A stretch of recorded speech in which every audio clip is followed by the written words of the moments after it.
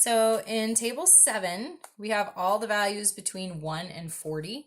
So looking along here in this left column, we've got the degrees of freedom through 1 to 40. And then it jumps up 50, 60, 70, 80, 90, 100, 1,000, and then Z. So on that previous page we looked at and we said, well, the higher the n gets, and degrees of freedom is just n minus 1. So the higher the n gets, the higher the degrees of freedom get. And the higher that gets, the closer it gets to Z. So that's why the Z is at the bottom of this table. So if we don't have our actual degrees of freedom in this table, then we will want to use the inverse T in the calculator. So the process is going to be really similar. You likely can kind of do this without even thinking about it being a T as opposed to the Z. Okay, it's still a distribution. It's a T distribution instead of a normal distribution.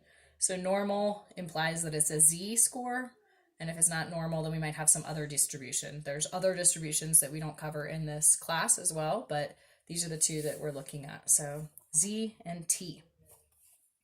So there's our calculator instructions. Here is this example with several different degrees of freedom. So all of these are going to be a 95% confidence interval. So we can still think about this picture and think about having 95% of the data in the middle and 5% on the tails. So 0.025 here and 0.025 here. So since it's a 95% confidence interval, we know the area in either tail, or specifically the right tail, is 0.025. So when we're working with this table, table 7, the area in the right tail for this question is right here in the middle, 0.025. So if the degrees of freedom is 14, we can go to the table and find that our value is 2.145. We can do that with the table. If we have 32 degrees of freedom, we can also find that in our table. 32 degrees of freedom, still a 95% confidence interval, 0.025 in the tail, is 2.037.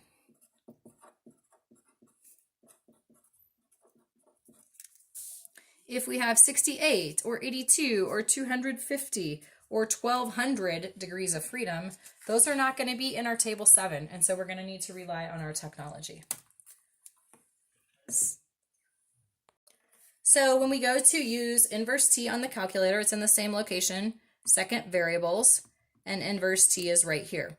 If you have the calculator model like mine, it will ask you for both the area in the right tail and the degrees of freedom. So here's our 68 right here. And then I can enter that out. When we did inverse norm, all we had to enter was the area. But now this is with T, it's based on the degrees of freedom as well. So you have to enter the degrees of freedom as well. And so this one, and it takes a little longer to calculate too. This is 1.995. And so the way we got this was inverse T of the area, comma, degrees of freedom. So the rest of these will set up the same way. Inverse T, area, degrees of freedom. Inverse T, area, degrees of freedom. Inverse T, area, degrees of freedom. So that's what we're going to input into our calculator. So for 82, my T score, my critical value of T would be 1.989. Go ahead and do this one before I move my calculator. For 1200 degrees of freedom, that's getting pretty big. It's getting pretty close to the Z. 1.962.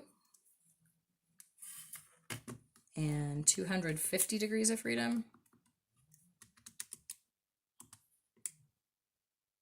1.969. So if we have the appropriate degrees of freedom in the table, we can use the table. Otherwise, we're going to use the technology. And so this is the new pieces of 9.2 as compared to 9.1. So now we're going to do some more building of confidence intervals and calculating of sample spaces to stay within a certain amount of error. So the process is the same, the scenario is different. So here's our new formula. So again, we've got the interval notation or this kind of two-part notation. I prefer to look at this. So X bar is the point estimate, which in this case is the sample mean. And all of this is the margin of error. Okay, and this time we need also our note about degrees of freedom, n-1. So instead of a z alpha over 2, we have a t alpha over 2. And so t is going to be dependent on the degrees of freedom, whereas z was not. We still have n, our sample size, and this time we have s, standard deviation. So it's kind of different information that's going to be given to us in the question when we're working now with means instead of populations. And you'll see that what's in between is the mu, that's the population mean. So that's what we are trying to predict. Given our sample mean, we're trying to make some prediction about the overall population mean. And we have our same interpretation sentence. We are what % confident that the true population mean, this time, of what scenario is between the lower bound and the upper bound.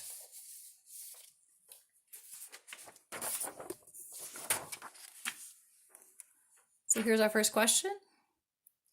These are the fun ones. We get a whole page for the question, right? We might not need quite that much space, but they look a little wild, but I think we can do it. To answer the question, how many licks to the center of a Tootsie Pop? Corey Height of Siena Heights University asked 92 volunteers to count the number of licks required before reaching the chocolate center. The mean number of licks required was 356.1 licks, with a standard deviation of 185.7 licks. Find and interpret the 95% confidence interval for the mean number of licks required to reach the candy center of a Tootsie Pop.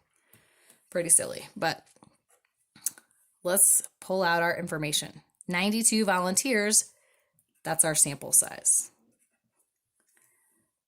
The mean number of licks required was 356.1. So that's a mean. So is it an X bar or is it a mu?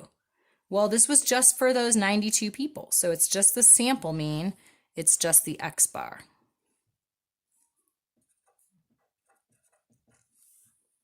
Standard deviation of 185.7. So is that S or sigma? Well, again, it's just for those 92 people, not the whole population. So that's the S. The sample standard deviation, not for the whole population. Find and interpret the 95% confidence interval for the mean number of licks required to reach the candy center of a Tootsie Pop. Okay, we haven't necessarily made a table of our critical t values like we did on page 5 for our critical z values. The reason that's not as useful is because they're going to be different depending on every different n. So it's not, we don't get the same values repeated over and over so that we almost get comfortable knowing what those numbers are. It's just always different. So this time we're going to be looking for a t alpha over 2, right? That's what's in our formula.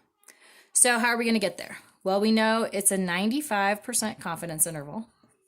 So we know that alpha is 0.05.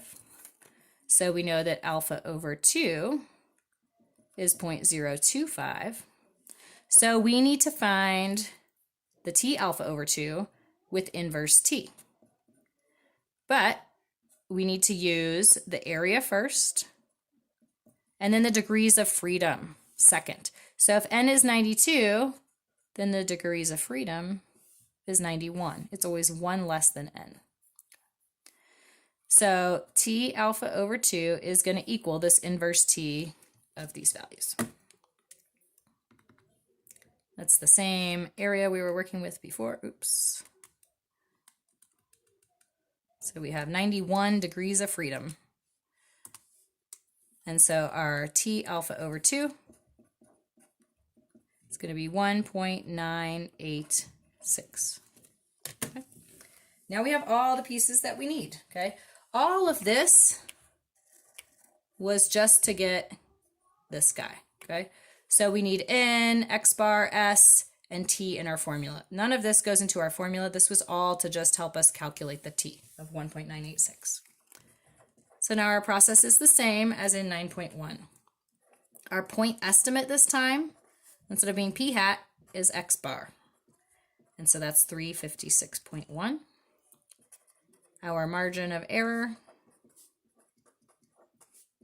is, new formula, T alpha over 2 times S over square root of N. Okay. So T alpha over 2, 1.986 times S, 185.7 over the square root of N. So be careful, this is N, not the degrees of freedom. So this is back to the 92, not the 91. And that's what we're going to calculate all at once. 1.986 parentheses 185.7 over square root of 92. Might have to use that right arrow key to get out of that square root to close off your parentheses. So 38.450. So our point estimate, 356.1, plus or minus our margin of error, 38.450. That's going to lead us to our upper and lower bounds.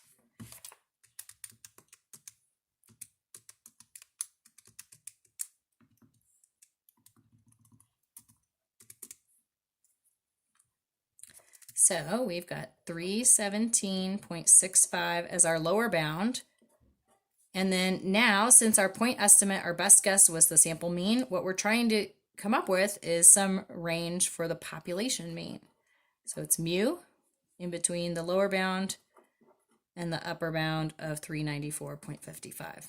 So this is our confidence interval. Okay.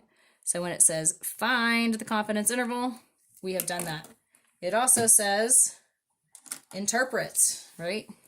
Interpret the confidence interval. So what's the interpretation? We are, how much sure? 95% confident that the true population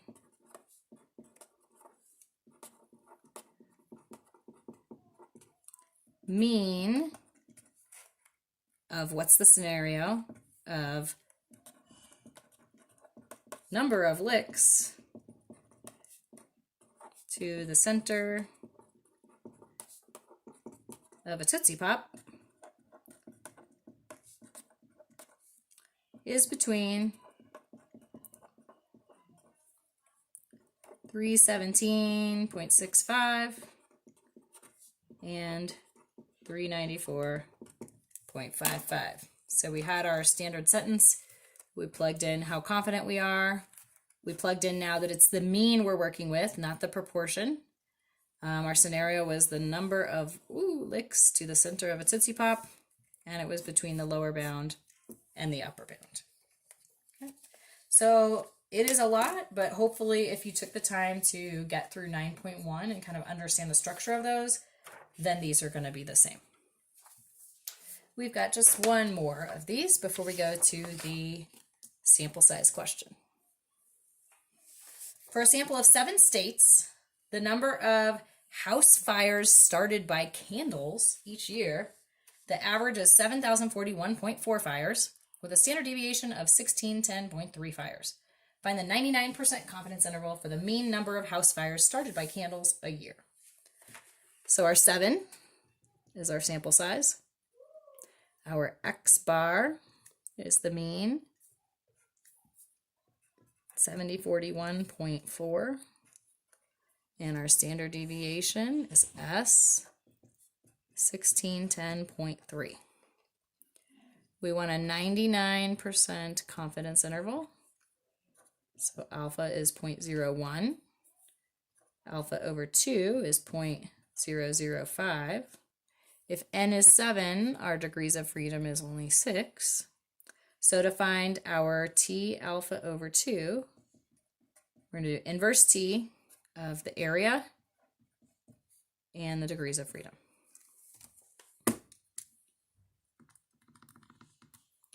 So we've got an area of 0.005 and 6 degrees of freedom. So our T alpha over 2, our critical T value, is going to be 3.707.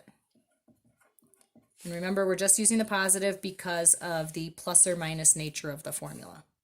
So So all of this just helps us find this t-value. Our point estimate is our x bar, which is 7041.4.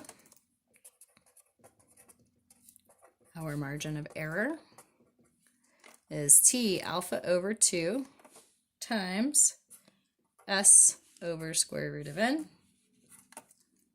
which in this case is 3.707 times 1610.3 over square root of 7.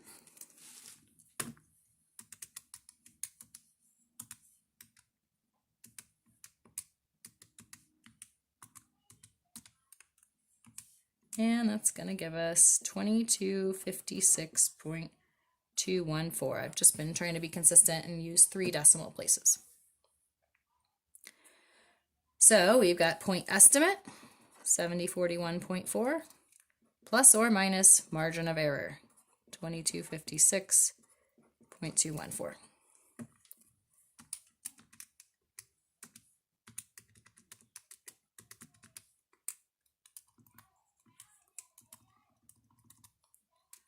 Plus and minus. So we have a lower bound of 4785.186. And this is an approximation or an inference, a prediction for mu, the whole population average, and an upper bound of 9297.614. So that's quite a range, but we think that for our whole population, which would maybe be all 50 states, that the average would be somewhere between here and here for the number of house fires started by candles a year. This one didn't really ask us to interpret, so I'm not going to write it down, but I'll just speak it out loud for us. We are 99% confident that the true population mean number of house fires started by candles per year is between 4785.186 and 9297.614. So those are our confidence intervals for a mean or average instead of a population or proportion. Sorry. In the homework, some of the problems may just give you a set of data and they didn't give you X bar or S, but you can use your calculator or Excel to find X bar, that's the average, add them all up, divide by how many, and S, the standard deviation. You can do that, remember, in the stat calc one variable stats. Okay, the other thing we want to do in 9.2 is look at the sample size calculation. So how many people would we have to have in our survey so that our results are going to be within a certain amount of error? So here, similarly to in 9.1, we had our formula for the margin of error. We called that E. And then we solve it for the n, and we get this. We still always round up to the next whole number. Now, what I kind of stumbled over saying there is it was t here, but we changed from a t-score back to a z-score because we want a normal distribution, or approximately normal, and we don't have degrees of freedom, okay? So we don't know what n is. We're trying to find n, so how would we be able to find a t-value if we don't have the n? We need the n to get the degrees of freedom, and we need the degrees of freedom to get a t-value. So we have to kind of do some little calculation gymnastics here. So this is what we do. Again, changing from t to z makes it still be a conservative estimate so that we will get what we want to get here. So here's our formula. N equals z alpha over 2 times s divided by e, and the quantity is squared. So last example for 9.2. The college president asked the statistics teacher to estimate the average age of students at their college. How large a sample size is needed if the teacher wishes to be 99% confident and within 1 year of the true age? From a previous study, the standard deviation of the ages is known to be 3 years. So, gosh, what do we know? Well, we got the 99% confidence interval. The within 1 year, that's our error. That's the E that's acceptable for this study. We want to be within 1 year of the true age. The standard deviation of the ages is known to be 3 years. So that's the S. And then the 99% confidence, kind of related to a 99% confidence interval, is our value that's going to help us get our t or our z, right? Now, this one was actually a z. So both of the error formulas have z. So we can actually go back to our page 5 of our chapter 9 notes where we wrote out that table. So we had a 99% confidence gave us a z alpha over 2 of 2.576. And that should be all we need for our formula. Okay. We're looking for the average age. That's what helps you know we're looking for a mean, not a proportion. So our formula is z alpha over 2 times s divided by e, and all of that is squared. So we've got 2.576 multiplied by 3, that's all in the top, divided by an error of 1, and it's squared.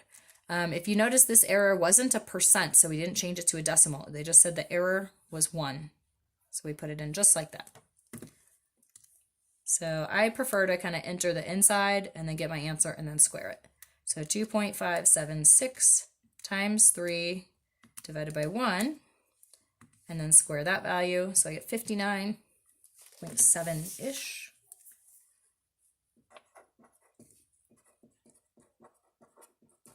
And I am always rounding up. I can't interview 59.7 people, so I am going to interview 60 people. Okay, before I close this video for 9.1 and 9.2, I want to let you know about the summary pages for chapters 9 through 11.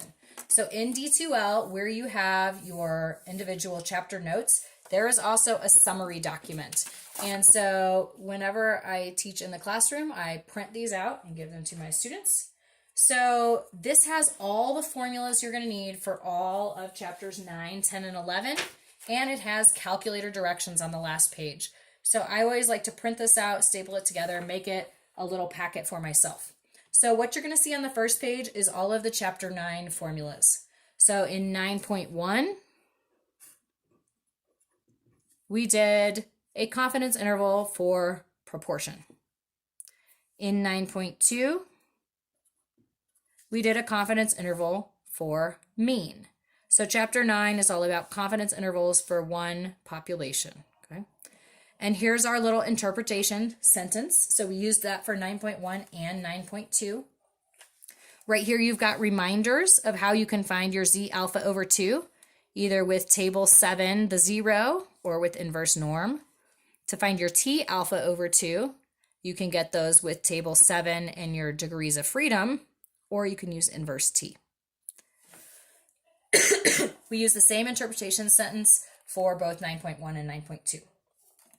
And then we had our sample size calculation for how big our sample needs to be within a certain error for proportion, population proportion. And then we had a similar calculation in 9.2 to find the sample size, how big does our sample need to be to stay within a certain amount of error for mean. For both of these, we are going to round up, okay? 9.1 and 9.2, both of those error calculations. The other thing that's kind of interesting to note that I always like to put on here is that here in 9.1, my error is a percent, and I turned it into a decimal. Here in 9.2, my error is just a number, okay? You just leave it as is. That last example we just did, the error was they wanted to be within 1 year, so we just put a 1 there. So those are kind of, I think these pages are super helpful.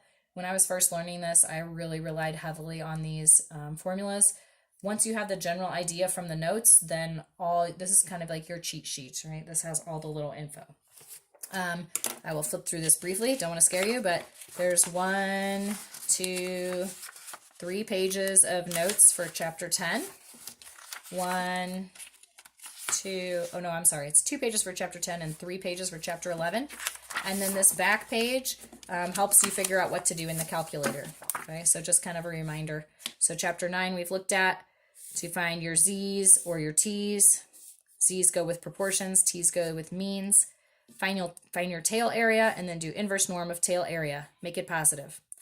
Find your tail area, do inverse norm of tail area, and make it positive. So this was kind of the weird case where they were both, this was still really a T, this was still really a Z, and that's what we just looked at because we didn't have the N, so we can't get the T.